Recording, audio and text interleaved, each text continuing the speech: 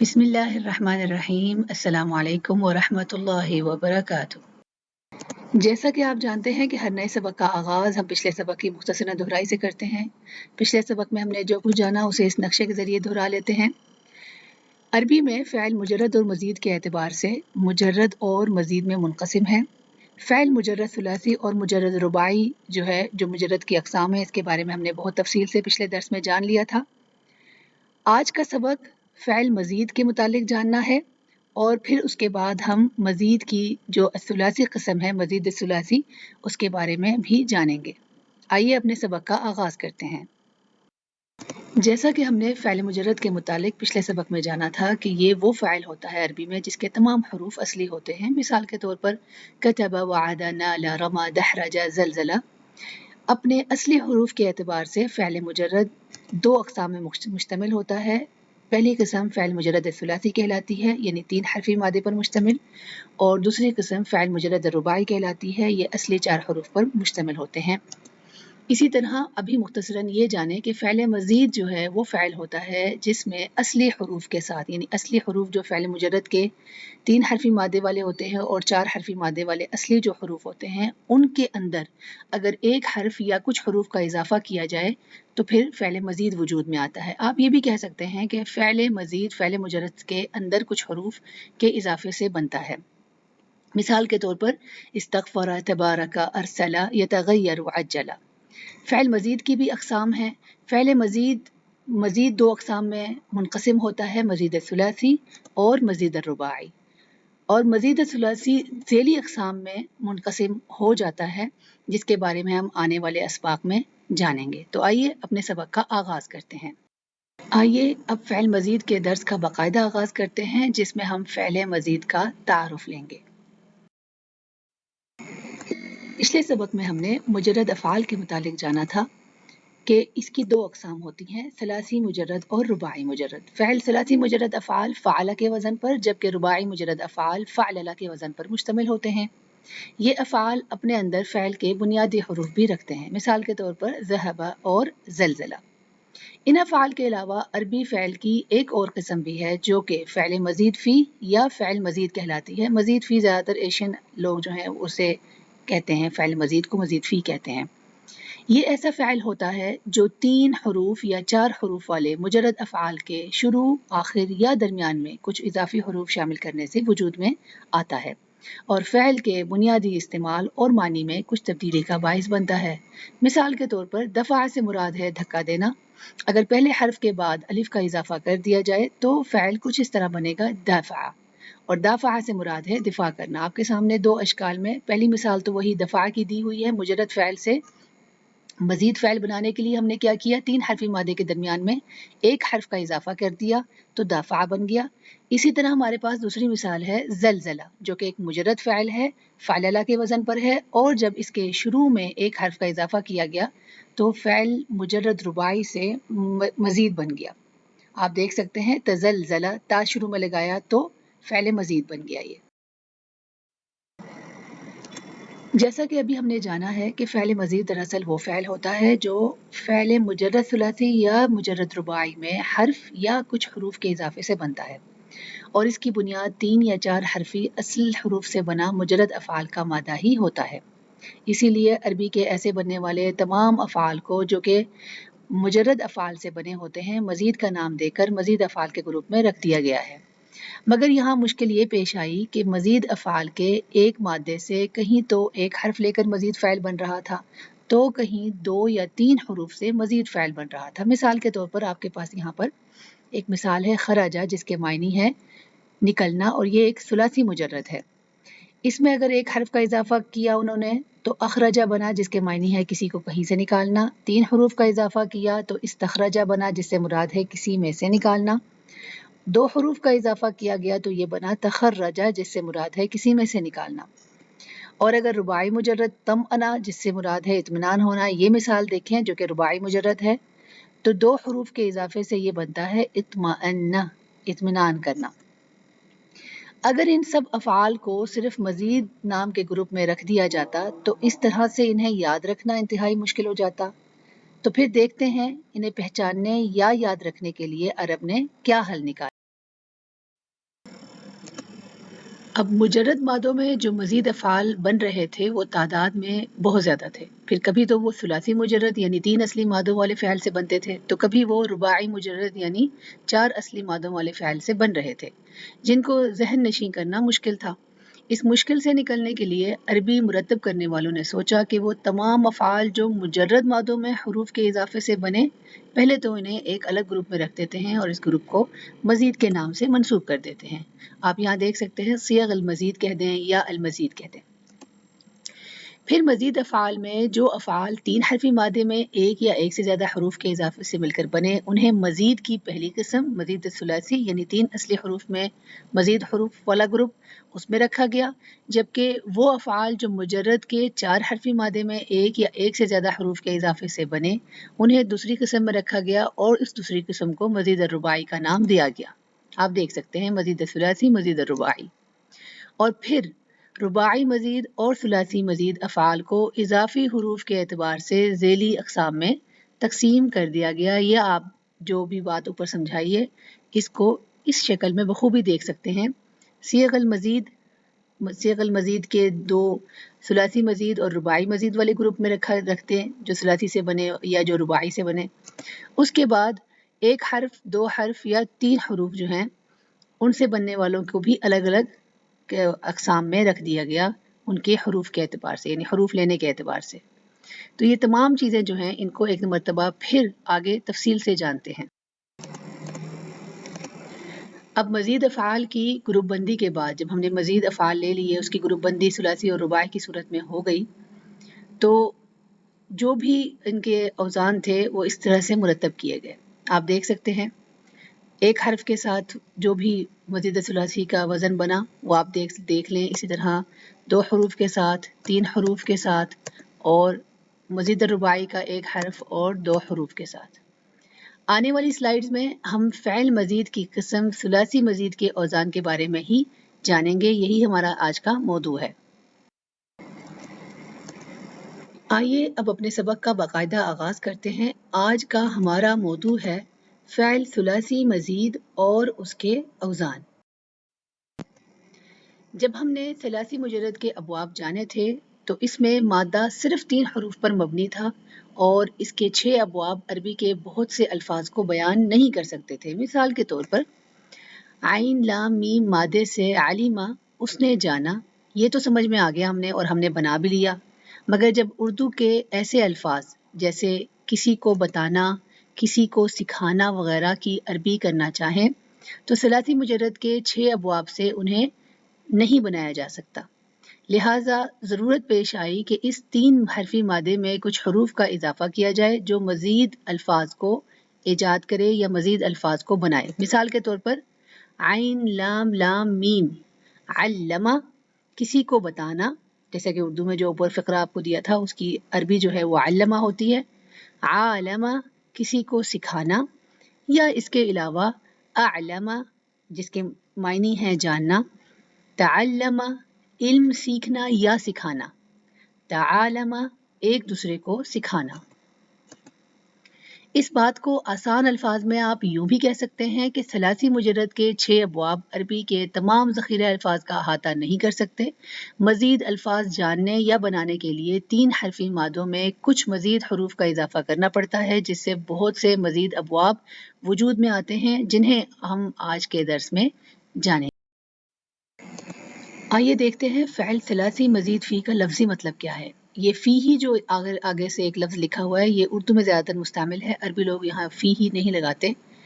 تو دیکھتے ہیں فعل سے مراد ہے کام، ثلاثی سے مراد ہے 3، مزید سے مراد ہے مزید یعنی زیادہ، اور فی ہی سے مراد ہے اس میں. تو فعل ثلاثی مزید فی سے مراد اردو میں ہوگا 3 میں زیادہ والا فعل.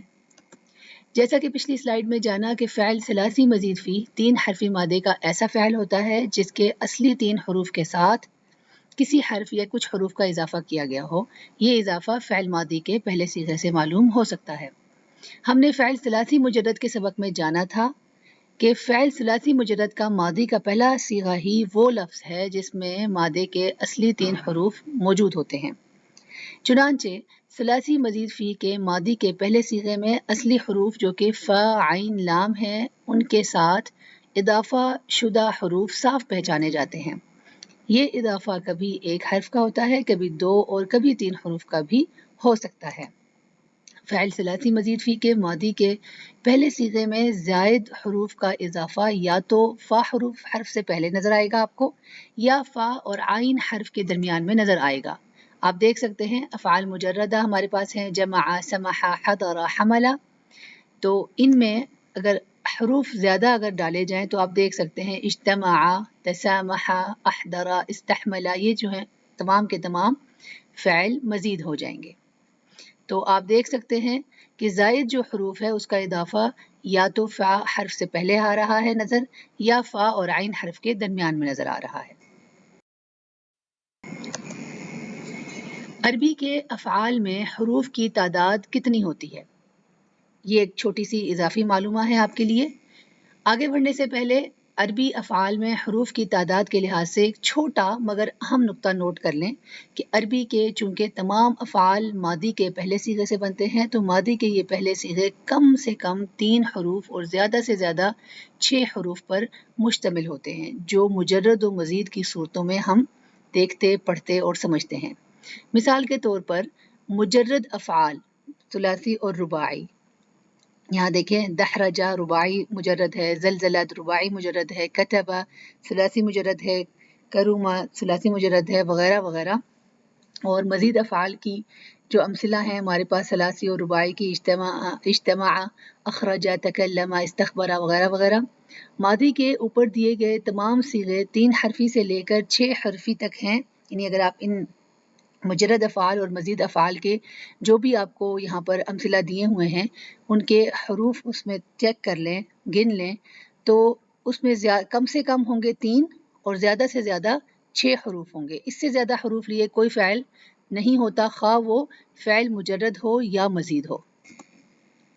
اب ایک چھوٹی سی بات اور بھی ذہن نشین کر لیں کہ گردان میں ہونے والی تبدیلی جو بھی ہم گردان میں لیتے ہیں کسی بھی فعل کی، مجرد اور مزید افعال کے لیے ایک جیسی ہوتی ہے۔ مثال کے طور پر اگر ہمارے پاس فعل مجرد ہے حضرہ، یہ 3 حرفی ہے، تو حضرہ وہ دونوں حاضر ہوئے، یعنی یہ اس کی جو تبدیلی ہو رہی ہے نا، آپ دیکھ رہے ہیں الف کے ساتھ یا واو اور الف کے ساتھ حضرو میں، تو یہ تمام کیا ہے، یہ افعال جو ہیں یہاں پر ان کی گردان میں تبدیلی ہو رہی ہے اشخاص کے لحاظ سے۔ اسی طرح مزید فعل ہے ہمارے پاس احضرا، احضرا، احضرو، تو یہ تمام تبدیلیاں آپ جو دیکھ رہے ہیں آخر میں یہ ایک جیسی ہوتی ہیں، فعل مجرد کی بھی اور مزید کی۔ آئیے اب ایک مرتبہ پھر سے اپنے جو موضوع ہے اس کی طرف ہی واپس لوٹتے ہیں۔ جیسا کہ موضوع کے آغاز میں ہم نے جانا تھا کہ فعل ثلاثی مزید 3 حرفی مادے میں مزید حروف سے بنتا ہے۔ اسے حروف کی تعداد کے اعتبار سے 3 اقسام میں تقسیم کیا جاتا ہے۔ ایک حرف کے اضافے سے بننے والا ثلاثی مزید، 2 حروف کے اضافے سے بننے والا ثلاثی مزید، اور 3 حروف کے اضافے سے بننے والا فعل ثلاثی مزید۔ ایک حرف کے اضافے سے بننے والے فعل ثلاثی مزید کے اوزان ہم نے پہلے بھی دیکھے تھے، ایک مرتبہ پھر سے دیکھ لیتے ہیں۔ افعل، جس میں آگے نیچے اس کی امثلہ بھی دی ہوئی ہیں میں نے، احسن، اکرم، انطق، اشرف، اور اسی طرح اس کا دوسرا جو وزن ہے، یعنی 3 اوزان ہے ایک حرف کے اضافے سے بننے والے فعل ثلاثی مزید کے 3 اوزان ہیں۔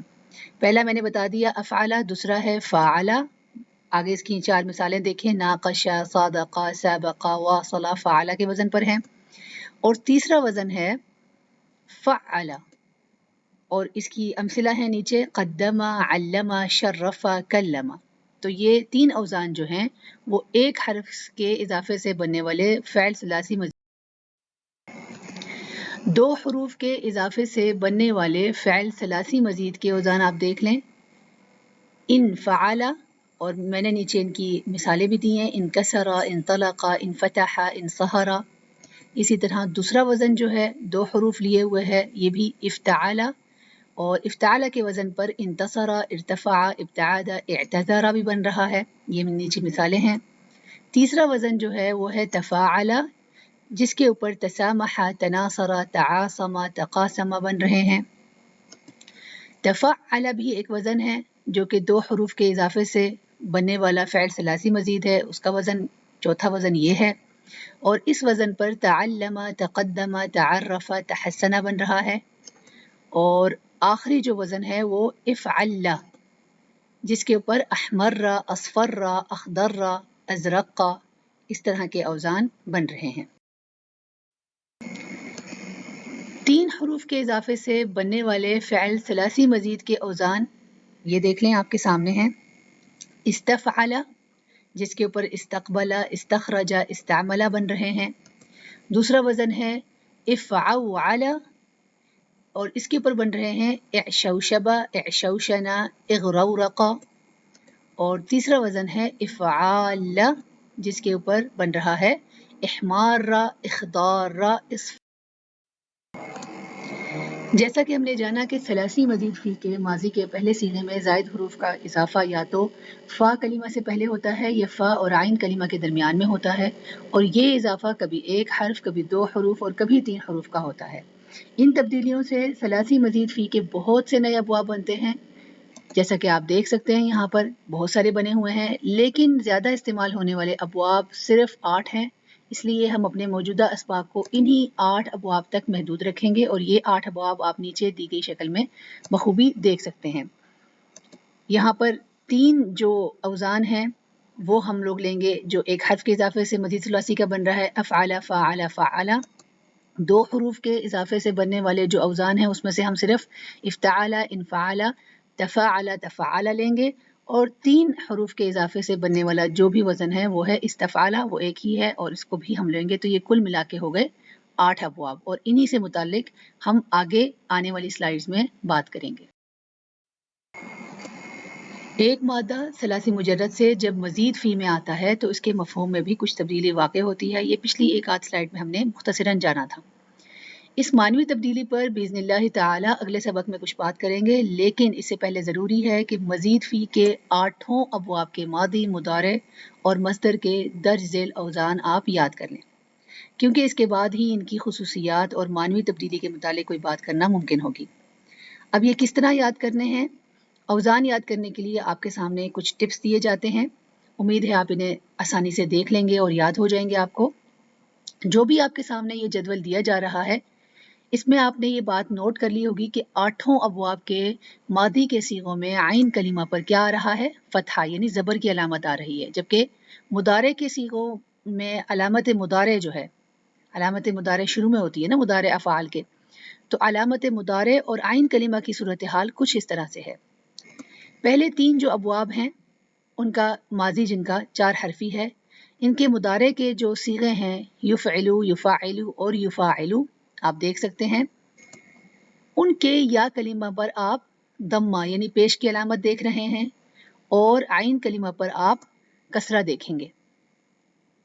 اس کے بعد کے جو 2 ابواب ہیں جو آپ کے سامنے ہیں جو تا سے شروع ہو رہے ہیں، ان کے مضارع کے صیغے یتفعلو اور یتفاعلو، ان کی علامت مضارع اور عین کلمہ دونوں پر فتحہ آیا ہوا ہے.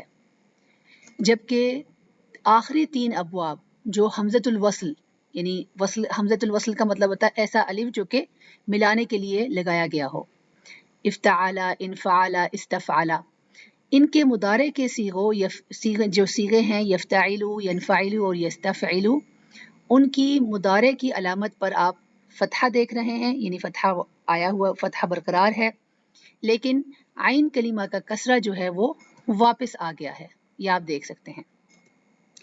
یہ بات بھی ذہن میں رکھیں کہ جو بھی آپ کو یہ اوزان جو ہیں باب افعال کے علاوہ ان کے اندر جو حمزہ سے شروع ہیں یعنی جو الف سے شروع ہوئے میں ہیں، یہ آپ دیکھ سکتے ہیں، ان کا حمزہ دراصل حمزۃ الوصل ہوتا ہے، اس لیے پیچھے سے ملا کر پڑھتے وقت یہ تلفظ میں ساکت ہو جاتا ہے. مثلا اگر ہم نے افتعال کو سے پہلے واو لگا دیا، وفتعال کہہ دیا، یا امتحنا وامتحنا جو اس کی ایک مثال ہے، یہ کہا اس طرح بولا، اس کو امتحانہ افتعال کے وزن پر ہے نا، تو اگر ہم نے وامتحانہ بول دیا یا وفتعال بولا تو الف جو ہے وہ اس کا ختم ہو جائے گا، بولا نہیں جائے گا پروناؤنسیشن میں.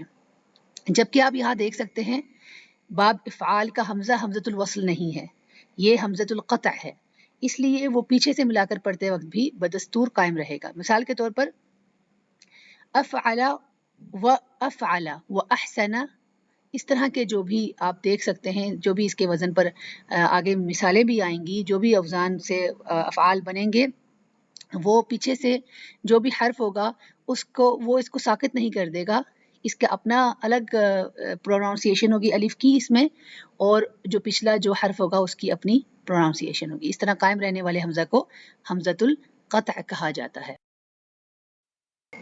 आगे बढ़ने से पहले मस्दर के बारे में जान लेते हैं। गुज़िश्ता असबाक में हमने जाना था कि मस्दर किसी काम का होने को कहते हैं, यानी ये किसी काम का नाम होता है जो मज़ीद अल्फाज बनाता है। अब आप सवाल ये पूछेंगे कि सलासी मुजर्रद में हमने मसादिर क्यों नहीं लिए, तो ये बात नोट कर लें सलासी मुजर्रद अफ़आल के हवाले से कि सलासी मुजर्रद में फ़ैल से मस्दर बनाने का कोई कायदा नहीं है, यानी कोई मुकर्ररा वज़न नहीं है, बस अहले ज़बान से सुनकर या डिक्शनरी में देखकर इनका मस्दर मालूम किया जाता है। इसके बरक्स मज़ीद फ़ी के हर सीग़े मादी और मुदारे के मुकर्रर करदा अवज़ान जो हमने पिछली स्लाइड में देख लिए हैं, ले लिए हैं, उनकी तरह इसके जो मस्दर है उसका भी एक मुकर्रर करदा वज़न होता है, और मस्दर का ये वज़न बाब का नाम भी होता है। मस्दर के जो अवज़ान बतौर बाब का नाम दिए गए हैं, इनमें ये भी इजाफा कर लें कि दर्ज झेल 2 अबवाब जो हैं उनका मस्दर 2 तरह से आता है, यानी एक और वज़न भी इनका होता है, ताहम इनके बाब का नाम जो जदवल में आप देख रहे हैं वही रहता है। 2 अबवाब के जो मसादिर हैं उनके मुतबादिल अवज़ान हैं तफ़ईल का तफ़ईला और मुफ़ाअला का फ़िआल। बाब तफ़ईल का मस्दर तफ़ईला के वज़न पर भी आता है, जैसे ज़क्का युज़क्की, ये एक मिसाल है इनकी, और तज़किया भी बन रहा है इससे, और इसी तरह जर्रबा युजर्रिबु, उसका मस्दर बन रहा है तजरिबा। इसी तरह आप मुफ़ाअला देख लें, इसका मस्दर अक्सर फ़िआल के वज़न पर आता है। मिसाल के तौर पर जाहदा युजाहिदु का जो 2 मस्दर हैं, मुजाहदा मुफ़ाअला के वज़न पर और फ़िआल के वज़न पर जिहाद भी इस्तेमाल होता है। मगर अगर हम एक और मिसाल ले लें क़ाबला युक़ाबिलु, तो इसका जो मस्दर है वो क़िबाल इस्तेमाल नहीं होगा, यानी फ़िआल के वज़न पर मस्दर नहीं बन रहा बल्कि मुफ़ाअला के वज़न पर मुक़ाबला ही इस्तेमाल होता है।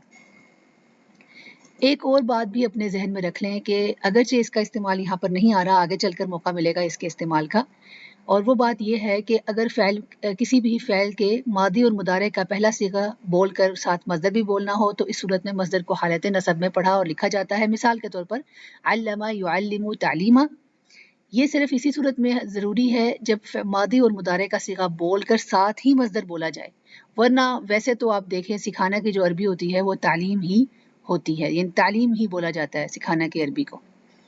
तो आइए चलते हैं मज़ीद अपने सबक को। आइए अब जो कुछ भी हमने पिछली स्लाइड्स में सीख लिया है उसकी दोहराई मुख्तलिफ किस्म की मश्क हल करके करते हैं, ताकि हमारी जो भी हमने लिया है उसका इआदा हो सके। तो आगे जो स्लाइड्स हैं उसमें हम फ़ैल सलासी मज़ीद से मुतालिक मश्क जो हैं वो करेंगे और अपने सबक को दोहराएंगे। तो पहली मश्क आप देख सकते हैं कि मुंदरजा झेल मादों को दायरे में दिए गए बाब में ढालें, उसके बाद मादी और मुदारे का पहला सीगा लिखें और फिर उनका मस्दर जो है हालत नसब में लिख लें। ये काम सबसे पहले आपने खुद करना है। उसके बाद जो आपको यहाँ पर आंसर्स दिए हुए हैं उनके मुताबिक अपनी एबिलिटी चेक करनी है कि आप किस हद तक सीख चुके हैं। अगर नहीं समझ में आ रहा तो पिछली स्लाइड्स को एक मरतबा फिर से दोहराएं और ये तमाम जो मश्क है खुद से करने की कोशिश करें।